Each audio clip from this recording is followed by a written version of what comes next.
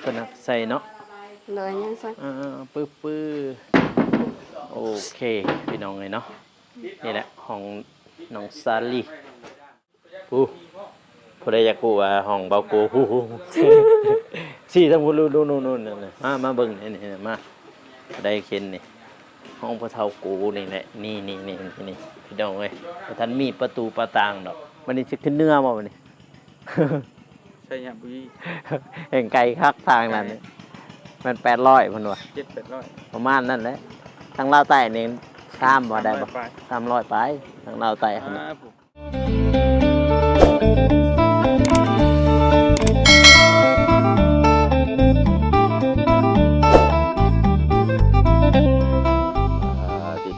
พี่น้องเอ้ย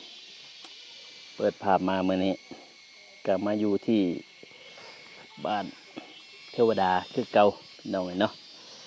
ว่าตัวมาอัปเดตเพราะว่ามื้อนี้ก็สร้างเพิ่นบ่อยู่พี่น้องเอ้ยเนาะเพราะเพิ่นไปธุระเพิ่นเนาะอยู่ที่บ้านของเพิ่นเองก่อนอื่นก็กราบสบายดีและสวัสดีเด้อพ่อแม่พี่น้องเนาะบ่ว่าสิอยู่ภายในหรือว่าต่างประเทศก็ยินดีต้อนรับเข้าสู่ช่องบ่าวโกชนบทสปปลาวเด้อพ่อแม่พี่น้องเนาะ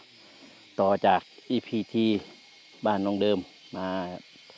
เจอกันอยู่นี่แหละพี่น้องเอ้ยทีมงานเฮาก็มาแล้วเนาะมาตัวมื้อนี้สร้างเพิ่นก็บ่อยู่พี่น้องเอ้ยเพิ่นไปธุระของเพิ่นเนาะตอนเช้าเพิ่นก็ได้เฮ็ดเวียกอ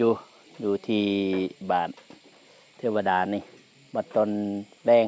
เพิ่นจึงไปเวียกไปงานเพิ่นพี่น้องเอ้ยเพิ่นไปธุระของเพิ่นเนาะตัวงามแอมเรียบร้อยพี่น้องเอ้ยเบิ่งเห็นเนาะพี่ถ้าว่าอีหยังคือจำหัวนี่เห็นบ่จำหัวหลอดลงมาก็ธรรมดาเห็นบ่พี่น้องธรรมดาก็ย่างพื้นย่างหยังก็ได้พี่น้องเอ้ยถ้าว่าทางนี้ก็นี่ทางนี้เลยนี่เห็นบ่พี่ก็ธรรมดาสูงแห้งเพราะว่ามันเป็นกำนาดินเนาะพี่น้องเนาะถ้าว่าอยากได้สำคัญนี่มันต้องขุดออกอีกขุดดินออกพี่น้องเอ้ยโอ้ตัวพี่มาเบิ่งทางนี้พี่น้องเอ้ยหลอดมาเบื้องนี่ปาติโตเห็นบ่นี่ห้องนึงแล้วก็ห้องนึงหันก็ห้องนึงอีกพี่น้องเอ้ยเนาะมี3ห้อง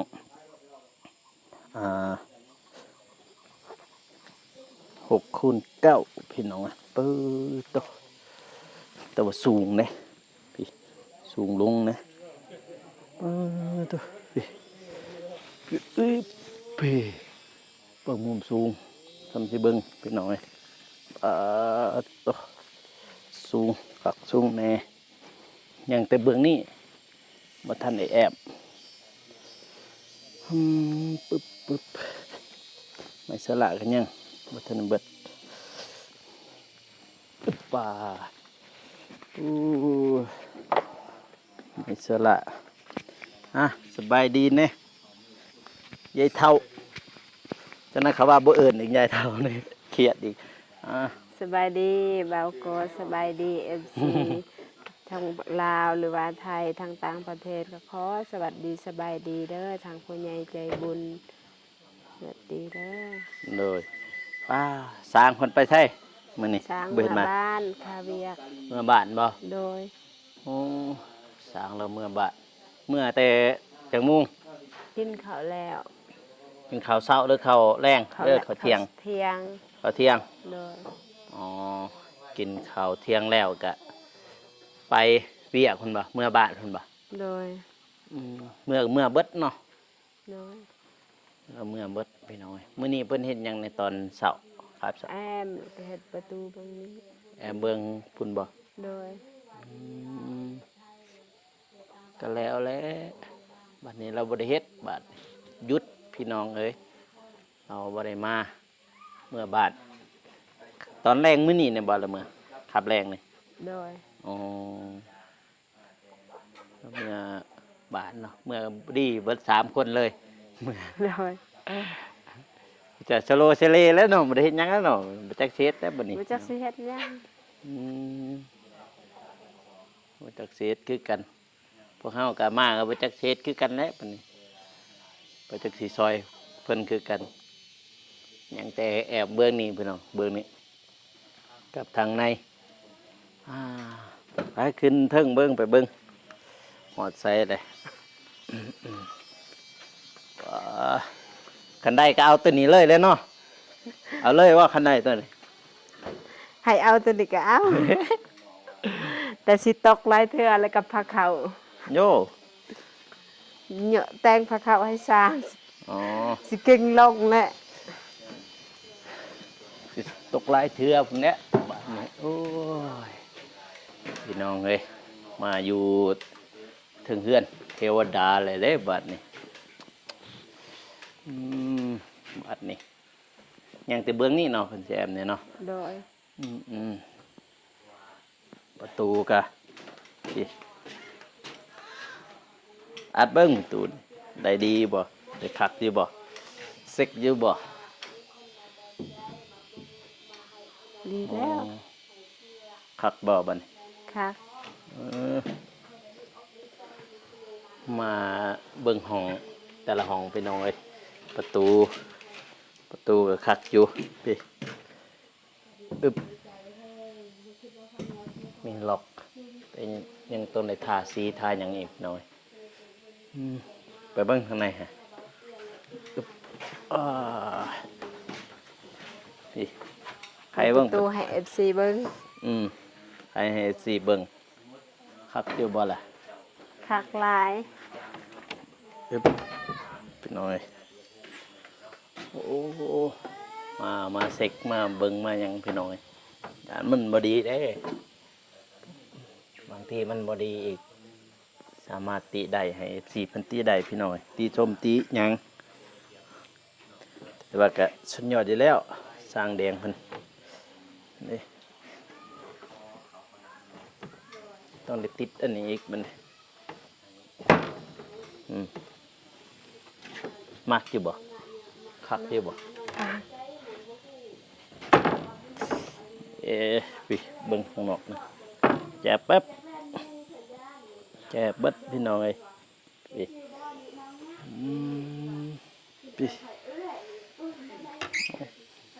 มาตรฐานพี่น้องเอ้ยบัดนี้ทางใดเสียเทือนกลัวแล้วบัดนี้บ่กะว่าไปพุ่นบ่หรือว่าต่อมานี่ อยู่นี่ หึ แถวนี้แหละบ่ฮู้ว่าบนใด เทือนครัวหั่นบ่ โดย สิต่อจังได๋บัดนี้ต่อตามนี่บ่นั่นบ่ต่อมึงนี่บ่ลงไป ลงไปแล้วเฮือนขวาตางขั้นตอนแล้วถือขวัญไผ ฮะหรือว่าสิเอาอยู่บนนี้ได้อยู่บนนี้ ยังบ่ทันได้ฮู้ หรือว่าสิเอาข้างนั้น ข้างหันทางนั้นข้างหันยันถึกดินเขา อ๋อ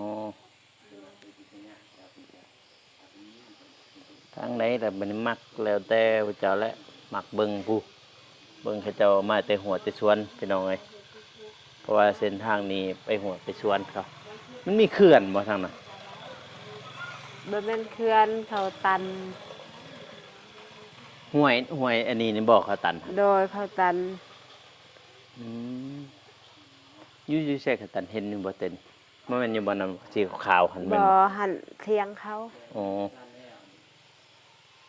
อยู่เทิงพุ่น เขาข้าวพุ่นกระตาดสูง ตาดบ้าน โดย โยกมีตาดอีก นี่ อ๋อถ้านั้นเป็นตาดตะกี้ทางตัวนี้มันสอดใส่ทางพุ่นสอดอยู่บ่บ้าน บ้านน้องกันสอด สอดบ่ กายบ้านใส่ อยู่น้องกันพุ่น โดย มันสอดบ่ได้ มันสอดบอลที่บอลขดหันเดสิฮอดที่ภาษาอัน โอ้ น้องกันมีทางขดหันเลี้ยวไปหัน อยู่หั่นบ่ โดย อ๋อตุเส้นทางงามๆอยู่บ่เลย ก็บ่งามมันยาก ยากบ่ โดย อ๋อ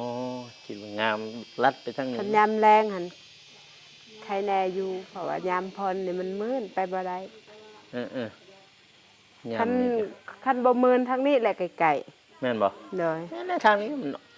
ทางนี้มันลัดไปซื้อหันเลย เด้อ ทางนี้มันต้องอ้อมไปอีกมันต้องได้อ้อมไปอยู่บ้านทงบายพี่น้องเอ้ยเมืองท่าแตงป้าตัวคักอยู่บ่เฮือนนี่มักอยู่บ่ มัก อืมสุดยอดเลยเนี่ยใหญ่มีคิดมีฝันอยู่บ่ว่าสิได้เฮือนหลังนี่ บ่คิดบ่พันเลย เมื่อคืนฝันได้หยังเมื่อคืนเนี่ยเอาแต่ว่าเรื่องบ่จืออีกคือฝันนี่แต่นอนอยู่ว่าแลคันบ่จือความฝัน นอนแต่บ่ได้พันอีหยัง เอ้ยตายแล้วมันต้องได้จื้อแต่ว่าความฝันน่ะ ก็บ่ได้พัน เอ้ยคนบางคนมันก็ฝันออกไปจื้อความฝันพี่น้องเอ้ยสงสัยมันได้นอนเลยมี3ห้องบัดนี้3ห้องนี้สิเลือกห้องใด ห้องนี้ ห้องนี้นี่บ่ โดย อ๋อนี่ห้องกลางเลยห้องไปเนาะห้องกลาง จักว่าให้น้องสลีแต่เนาะสลีบ่เอาแล้วว่าอยู่ เพิ่นจะเอาอยู่แจ โดย อ๋อมันนี้ให้ห้องกลางนี่ให้ห้อง พ่อ พ่อเฒ่าแม่เฒ่า โดย พอเฒ่าไปใช้มื้อนี้ เราหรือว่าไปเขื่อนบ่ไปหาแนวกิน ก็ได้อยู่บ่เราไปเขื่อนได้อยู่บ่ปลา บางเทื่อก็เราก็บ่ได้บางเทื่อเราก็ได้3-4โตว แล้วเราใส่หยังใส่หม้องใส่แห ใส่เอาเบ็ดตึก เป็นตึกเอานี่ โดย พอได้อยู่แล้วมีเหืออยู่บ่ล่ะ บ่นั่งตึกอยู่แคมป์ อ๋อตึกตามแคมป์ โดย คิดว่ามีเหือมีหยังเวลาหมู่ครับ มันมีหมู่คนใดมักไปคือกันมักหาปลาคือกัน มันอยากได้เหือเขาอยากไปฮู้ทั้งซนนู่น หลายคนคนที่มีเรือ มีบ่เจ้ารู้จักอยู่บ่ ก็มีแถวหัน เพราะว่าอยากติดต่อเขานะเวลาหมู่ก็ไปฮะเพราะว่าตะกี้ก็พูดได้มักหาปูหาปลาคือกันค่อยมักไปหาให้พ่อให้แม่ตะกี้ตอนยังน้อยเดี๋ยวนี้ก็มักคือกันมักไปตามธรรมชาติส่วนหลายก็อีสังมักธรรมชาติก็มักธรรมชาติไปหาเที่ยวหาชม โดย เดี๋ยวก็สบายแล้วเดี๋ยวบัดนี้เลี้ยวไปทางพุ่นแล้วก็หน้าเข้าพี่น้องเอ้ยเปิดตัวหน้างามเขียวอำลำข้าวดำแล้วบ่ข้าวดำแน่แล้วบ่แถวนี้ ยัง แถวในดำยัง อืม เพราะว่ากาเขายังทันได้สูงปานใด เอ๊ะกาเธอนี่เขาลกเอาบ่หรือว่าเอาเซาะเอา ลกเอา โอ้ยทางบ้านข่อยเซาะได้ แข่งบ่ อือ เดี๋ยวนี้บ่ได้แข่ง อุ้ยทางบ้านข่อยนี่เอาผาเงาะอันนี้มาเซาะอันนี้โอ้ยข่อยบ่ดีเงินก็ไปอยู่หันหมดจ้างเขาดำนามื้อนี้ แล้วเลยบ่ ยังแหละสิไปซอยมัน ไปซ้ายก็จะบ่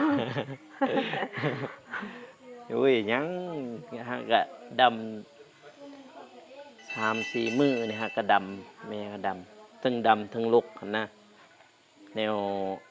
ขอให้เขาจ้างเอามีแต่ว่าถ้าแล้วบัดแล้วดำนาบัดนี้สิถามแม่ข่อยว่าเท่าไหร่แนวขายเพิ่นอันแนว แบบเขาเมาอ่ะ เมาเอาพี่น้องกันนี่แหละพี่น้องเอาเนี่ยให้เขาเจ้าถึงแบบว่าสวยแน่แล้วก็ดำแน่นะแบบสวยเรืออันเนี่ยกระจ่างแน่บ่ทันหูวะจักวันเท่าใดเขาจะจักเป็นวันจักเมาเฮายังบ่ทันหูมีแต่ข่อยให้แม่ข่อยอันนี้เลย ให้มันแล้วเลยบัดนี้จึงมาเอาเงินนำข่อยก็ได้ข่อยไรวันนั้นน่ะ เป็นเอาไงมื้อนี้ได้ยังกินข้าวมื้อนี้ มันมีปลากระป๋องบาวเจ็บซื้อมา อืม แล้วก็ช้างเอกซื้อผักบ่หรือว่าบาวตูนบ่แล้วค่อยอยู่ลุมเฮ็ดกิน เขาซื้อผักต้มเขากินแล้วก็ตำมักแตง ดูเฮ็ด2คนนั่นน่ะ นั่งหน่อย หาเบิ่งน้องจ้ะเห็น แอม ลบ เรา นะฮะตก น้องมื้อนี้ไผนอนอยู่นี่เอ้าบ่มีบ่ บ่ อืม มีที่สร้างนอนเพราะว่าพอห่มสร้างแดงทันได้แห้งวันนี้ก็เลย อืม ค่อยเอาผ้าห่มค่อยมาให้ อืม ผ้าห่มเรายังบ่ทันได้แห้งเราก็ตุ่มเลยบัดค่อยมาเอ้าเขาว่าตุ่มเฮ็ดหยังผ้าห่มเนี่ย อืม ผ้าห่มยังเปียกเราว่าบ่เปียกบ่ค่อยไปจับเปียกเลยตาก ผ วั ม นเสา ยั ร์ ง เลย ทันแห้งสำเนาะ เลย อืมผมก็ยังสักอยู่พี่น้อยฝนตกอยู่บ่มื้อเช้านี่ตัน ตกบ่แห้ง ตกบ่แห้ง เนาะ อ๋อทางบ้านข่อยนี่บ่ตกคะแนนบ่ตกมาแต่นั้นมื้อเช้านี่เพราะว่าเมื่อคืนนี่ว่าสินอนท่าแตงแหละมันหลุดบ่ฮอดให้หมู่เอา ดีแต่ว่าเพราะว่ารถข่อย คิดว่าเจ้าสินอนพวกบ่าเตียง บ่บางทีก็ถ้านอนก็นอนได้นอนนำบ่าวเมฆกันเราก็นอนผู้เดียวหลายอย่างอยู่แอนนาบางคืนน่ะก็ไปนอนนำเรานำบ่าวเมฆคือกันอยู่ท่าแตงครับก่อนเราสิกลับบางทีหลังเนี่ยเด้มื้อนี้เราก็สิกลับแล้วมื้ออื่นพุ่นนะเรากลับ แล้วคิดว่าให้มันแล้วนี้ให้สร้างเพิ่นเฮ็ดแล้วนี่พอได้เป็นห้องนะ แต่ว่าสร้างเพิ่นค่าเพิ่นเมื่อ เรา บาท บ่คาเวียกหันมาอื่นแล้วเราแอมทั้งนอกทั้งใน มื้ออื่นบ่ เลย มันบ่ค่ามื้อน่าจะบ่ค่าติเราน่าจะแอมอยู่ติมื้ออื่นนี่ โดยมาอื่นแล้วก็แอม อือมื้ออื่นเราน่าจะ นี่ แอ เรา ม อยู่กับข่อยเฮ็ดกินนึ่งข้าวนึ่งน้ำพวกเพิ่นก็เฮ็ดเวียกเลยบ่ได้ช่วยหน้าช่วยตา อ๋อ ขึ้นแต่งผ้าขาวเขาจึงช่วยหน้าช่วยตา เออๆแล้วเลยแต่เช้าเลยบ่ โดยลูกเฮ็ดแต่เช้าเลย แสดงว่าเพิ่นก็เล็งแล้วเนาะ โดยเพิ่นก็เล่นคือกันบ่ได้พักบ่ได้เช้าคือกัน อืมเพิ่นก็เล็งคือกันก็คือบ างเทื่อก็เขาบ่ซ่อนข่อยเอิ้นมากินข้าวเขาว่าพักผ่อนก่อน บางทีบ่ทันหิวเด้บางทีบ่ทันหิวบ่ทันอยากก็มีเด้เงินก็บ่มีซื้อกาแฟเรากินอยู่ที่กาแฟก็สร้างเพิ่นหั่นตอนเช้าเคยกินกาแฟอยู่บ่ กิน อืมงบบ่มีงบบ่ซื้อกาแฟให้เจ้าเด้อพี่น้องนี่เนาะใกล้สิสำเร็จแล้วบ้านเทวดานี่พี่น้องเอ้ยคันใดที่น้อยนี่คันใดจังนี่ บันไดมื้อนี้บ่มีไผนอนแล้วนอนอยู่นี่เนาะ บ่คันเบิ่งเทื่อคันสร้างกลับมาก็สร้างนั่นแหละ อืมเพื่อสร้างมากก็ให้สร้างนอน แต่สร้างบ่มากก็ให้พ่อเฒ่าบ่ยาม เนาะ เพื่อมันหยังเพื่อได้เครื่องสร้างเพื่อได้เฮาบ่ฮู้ได้ว่าผู้ใดสิเอาผู้ใดสิมา บ่มีสร้างค่ะข่อยกับน้องสลีแหละน้อง บ่ย้านบ่ บ่ยานี่ยังเขื่อนเฮาเอง ฉะนั้นก็สิแล้วมีดอกไฟดอกหยังเนาะ เนาะ มานอนเฝ้เครื่องนี่จะมีเบอร์อยู่บ่สร้างเบอร์สร้าง บ่ นี่บ่คิดว่ามีเบอร์สร้างโทรให้เพิ่นว่าสิมาบ่ตอนแรงนะถ้าว่าบ่มาให้พระเจ้านอนเฝ้าก็คือ เนาะมีติดเฟซเรามี ลองโทรหาเพิ่น เนาะ สร้างแดงเพิ่นถ้าว่าเพิ่นบ่มาให้พระเจ้ามานอนเฝ้าเพราะว่าบ่อยากให้เครื่องมันเสียนั่นแหละอยู่เทึงนี่เคยนอนแล้วบ่ ยัง ยังบ่ยังบ่ทันเคยนอนพี่น้องเนาะที่โตอุ้ยระวังตกเด้อเฮ้ย ถึงคิด สบายดีนะลูกสบายดีของแท้พี่น้อง ผู้หนึงขึ้นมาผู้หนึงอีกบัดนี้เอามาจะได้ตกได้ สบายดีนะลูกนบเด้อเบิ่ง สาม ของแท้ เฮาว่า สบายดีก็เป็นผู้หนึงขึ้นมาก็ขึ้นมาเบิดบัดนี้เอาขึ้นมาโอ้บ่ทันได้ใช้ทรงแต่เทื่อทำ สบายดีจ้ะสบายดี จะหาย จ้ะ ฝาแฝด แย่ ผู้หนึงเบิดใส่สงใส่หยังบัดนี่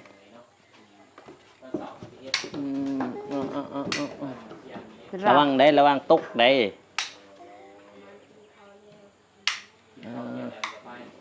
ยันแต่เด็กน้อยที่เล่นไปเล่นมาอยู่กันตก บันพอสวยดะ ให้น้องไอ้เอ้ยจะน้อยบ่ยันตกบ่เบิ่งใหม่ให้เราของเพลงมึงเดี๋ยวบัดของเป็นอยู่ดิเป็นบ่ เป็น เอาลองเลยเพลงบ่เตียง บ่เตียง เออเป็นบ่ เป็น เอาห้องให้ฟังหน่อยนี่ห้องฟังหน่อยดูบ่เป็นบ่อายบ่อายบ่หรือว่าอายพี่น้องเนาะอีกน้อยเพื่อนกะไก่แล้วพี่น้อยยังปีเบื้องนี่ยังแต่เบื้องนี้เพิ่นสิแอมอื่นแล้วนี่ก็แล้วตัวบรรยากาศก็ดีพี่น้องมื้อนี้เนาะฝนบ่ตกทางบ้านบ่าวโกกับบ่ตกคือกันทางนี้ก็บ่ตกคือกันพาก็มึนบ่ได้นั่งสิตังเนาะ เต้นเดาะเต้นดองแล้วบัดนี่คาน้องซาลีมึนพี่น้องเอ้ยเพราะว่าเรานั่งเด้โตเสร็จบัดนี้เอา เอาบัดนี้มึนเบิดเนาะ มึนไปเบิดเลยจิตโทมาเบิ่งห้องก็ดีอยู่พี่น้องเอ้ยเพื่อนชานบ้านซองเนาะก็ดีไปตึ๊บเอานั่งได้บ่ฮึบติดโทมาเบอร์นี้ก็โอเคอันนี้ก็เป็นเพราะว่าห้องอันนี้ก็เป็นห้องของแม่น้องซาลีพี่น้องนี่ห้องทมิตร ห้องว่าเท่าโกเพิ่นอันนี้นี่อันนี้แหละบ่ได้ว่าอยากเขียนหั่นนี่แต่ว่าเขายังบ่ทันแอมพี่น้องไงบัดแอมแล้วเพิ่นเลยถ่ายให้พี่น้องได้เบิ่งอีกสบายเบิ่งเทิงนี่เฮ้ยนั่งเบิ่งนั่งแย่งเบิ่งงามเห็นบ่งามบ่ผู้ใดว่างามกดเลข1มาให้แน่เด้อพ่อแม่พี่น้องเนาะผู้ใดว่างามหั่นกดเลข1มารัวๆเลยถ้าว่าผู้ใดมาสร้างแดงเฮ็ดเฮือนไว้เฮ็ดเฮือนเร็วกดเลข3เลข3ใหม่นี่ถ้าว่าผู้ใดว่าสร้างแดงเพิ่นเฮ็ดเฮือนเร็วงานไว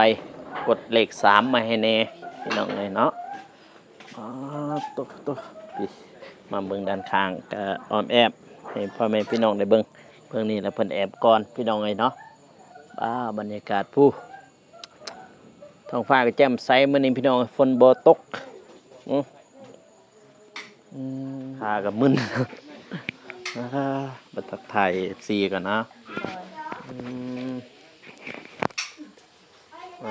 โดยสบายดีบ่าวโก้โดยสบายดีผู้ใหญ่ใจบุญและ FC ทุกท่านหรือว่าอยู่ในลาวและไทยและต่างประเทศและคนอยู่ในบ้านก็ขอสวัสดีสบายดีเด้อเบิร์ดสุขูสุคนโดยตุ๊แล้วได้บัดนี้นี่ห้องก็เลือกเอาเลยบ่ห้องนี่เลือกเอาเลยบ่ฮะห้องนี้ห้องนี้เลยบ่โดยใส่พี่มาออกมาทางนี้เบิ่งโตนี่บ่ห้องนี้บ่โดยลองอัดเบิ่งประตูนะเพิ่นหักใส่เนาะเลยยังซั่นปื้อโอเคพี่น้องเลยเนาะนี่แหละห้องน้องซาลีน้องบ่เอาห้องกลางบ่เห็นแม่จะว่าให้ห้องกลางบ่เอาบ่ไม่บ่ให้ประทานไม่เท่าโดยผู้ใดอยากรู้ว่าห้องเบาโกฮู้สิทั้งผู้ดูนู่นๆมาเบิ่งนี่มาได้เข็นนี่ ห้องพระเฒ่ากูนี่แหละนี่พี่น้องเอ้ยแต่ท่านมีประตูประต่างดอกมือหนึ่งกะว่าแล้วบ่คิดว่าแล้วบ่สร้างเฮ็ดเนี่ย บ่ นี่ บางทีแล้วบางทีบ่คันว่าทางนี้เลยแล้ว อ๋อน่าจะแล้วอยู่มื้ออื่นนี่กะว่า เห็นเขาเฮ็ดแต่เช้านี่ โดยบัดนี้ถ้าสร้างเพิ่นบ่มามื้อแรงนี่ให้น้องนอนกับแม่จะเด้ออยู่นี่เด้อ สร้างมา มาบ่ มา เพิ่นว่าบ่ โดยพร้อมคอยบางยานี่ตอนพวกเพิ่นสิไป เพิ่นน่ะตอนแรงมา โดย คันมาแล้วก็ดีคือกันบ่ให้พวกน้องนอนให้สร้างเรานอนเพราะว่าได้ยามเครื่องยามของน่ะเด้ที่เป็นพวกจักรพวกหยังนี่แหละก็สิลัก โด เอา ยหลายชนิด ว่าแต่จักรแต่หยังนกพี่เครื่องสร้างเพิ่นนี่ก็สิลักเอาน้อยๆได้นี่ราคาแพงเติบเลยนี่จะว่าไหวบ่สร้างเพิ่นเฮ็ดนี่ไหวบ่ ไว้ ไหวบ่ ไว้ อืม สร้างใส่จวด สร้างสายจวด โดย ตัวเนาะ FC ทุกท่านเนาะผู้ใหญ่ใจบุญทุกท่านผู้ใดว่าสร้างเพิ่นเฮ็ดไว้ก็กดเลข3มาให้แน่ถ้าว่าสร้างเพิ่นเฮ็ดงามก็กดเลข1มาให้แน่เด้อพ่อแม่พี่น้องเนาะบัดนี้พวกอ้ายก็สิได้กลับแล้วได้มานี่ฮู้แล้วบ่บ่เตียงเพิ่นสิกลับเลยเพิ่นบอกแล้วบ่ โดยมืออื่นแล้วบอกก็สิมานี่คือการ อืม มาให้เงินสร้าง โดย โดย ให้เงินให้สร้างเนาะ โดย เพื่อว่าให้มันสำเร็จที่สิ้นพี่น้องเลยเนาะเพราะว่ายังแต่เงินให้สร้างแล้วหันเปิ้นก็สิได้กลับพูดแหละเมื่อหายามลูกยามเมียพี่น้อง โด เลย ย เนาะเอามีเท่านั้นแหละให้น้องอวยพรให้ผู้ใหญ่ใจบุญทุกท่านเพิ่นที่เบิ่งตอนนี้ โดยก็ขอขอบใจทางผู้ใหญ่ใจบุญและ FC ทุกท่านที่กำลังใจและมาตลอดกำลังใจอันนี้น้องสาลีมาตลอดก็ขอขอบใจหลายๆเด้อขอให้อยู่ดีมีแห้งความเจ็บอย่าได้ความไข้อย่ามีปรารถนาสิ่งใดขอให้ได้สิ่งนั้นสมการปรารถนาหรือว่าไปใส่มาใส่ก็ขอให้ฮอดจอดให้ถึงร่ำรวยๆแห่งๆปังๆตลอดชาติตลอดปีหรือว่าเฮ็ดธุรกิจหยังก็ขอให้ราบรื่นทุกชาติทุกปีหรือว่าไปใส่มาใส่ก็ขอให้มีทุกคนฮักคนหอมนอนให้ได้เงินหมื่นตื่นให้ได้เงินแสนสมการปรารถนาเด้อพ่อเด้อแม่เด้อและ FC ทุกท่านและทีมงานทุกคนเด้อขอให้อยู่ดีมีแห้งเด้อ โดย ลำรวยๆเด้อสาธุ สาธุพี่น้องเอ้ยเนาะวันนี้เว้ามาแล้วบ่ขัดบ่ของแล้วเนาะบัดนี้เนาะ ไหลลื่นพี่น้องเอ้ย โด เนาะ ย เพราะว่าน้องเพิ่นก็อวยพรให้ผู้ใหญ่ทุกท่านจงมีแต่ความสุขความเจริญเนาะ โดย พัฒนาสิ่งใดก็ขอให้ได้สิ่งนั้นเด้อพ่อแม่พี่น้องเอ้ยเนาะบัดนี้อ้ายก็ขอตัวลาได้บัดนี้นะ โดยเดินทางปลอดภัย โดย และทีมงานทุกคนเด้อ โดย โดย ไปที่ทุกเห็นบ่แอมไก่แล้วพี่น้องเอ้ยเนาะมาทักทายทั้งทีมงานเฮาก่อนสิกลับสิเดินทางไปโตสบายดีเด้อบ่าวเตียงบ่าวอนงโดย สบายดี บัดนี้สิได้เดินทางกลับแล้วเนาะ โดย โน้ย ครับแล้วคำนะคำเลยดิ มื้ออื่นก็พวกอายสิมาอีกบ่ทางนี้ มา หรือ อ ว่า ยู่เข้ามาเดี๋ยวเงินให้สร้างแล้ว อืม เฮ็ดเงินเฮ็ดสร้าง โน้ย มันก็ ว่า เป็นเนี่ย ได้แล้วอาทิตย์ปลายเนาะ ประมาณนี้เนาะ มา ซองบ่ เขาสิปลายมือเนี่ย ไปมาที่ไหน ที่วันที่ มื้อนี้วันที่ 12บ่ แม่มีชีวิต12 สิได้เข้าซองแล้วติ 12นี่ก็ อยู่เขา10ปลายมือเนี่ย 12นี่ก็20เนาะ ซาว เออ ทิศปลาย 8 เป็น7-8มื้อ จะเป็นพอดีที่ปลายเนาะ เขา อืม 10กับ10 เกือบฮอด10มื้อวันที่มาฮอดนี่ คำบ่ติดพุ่นน่ะฮอดแท้ ฮะ คำบ่ติดขึ้นเหนือ ขึ้นเนื้อหั่น แม่ ฮอดแท้ฮอดซ้ำแล้วนั่นแหละเนาะ แล้วพุ่นนะ เออ แต่นี่เขาก็จำกัดเด้ จำกัดอีก ก็บ่เป็นหยังหม้อนั่นแหละแล้วบัดนี้ก็บ่ได้มีหยังแล้วบัดนี้ต่อเติมไปเล็กๆน้อยๆก็ได้นะ ต่อเติมยังบ่หลายนักนี่นี่ ก็แก๊กๆไปก็ได้ เล นะ ยวันนี้สิขึ้นเนื้อบ่วันนี้ ใช่หยังบุย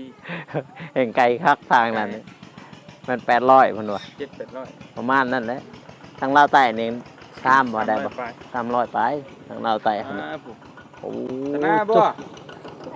โหดเกิน100เกินนะโอ้ตุ๊บ วางแวดแลดลงเลย บ่แลดดอกจับแน่นมันน่ะ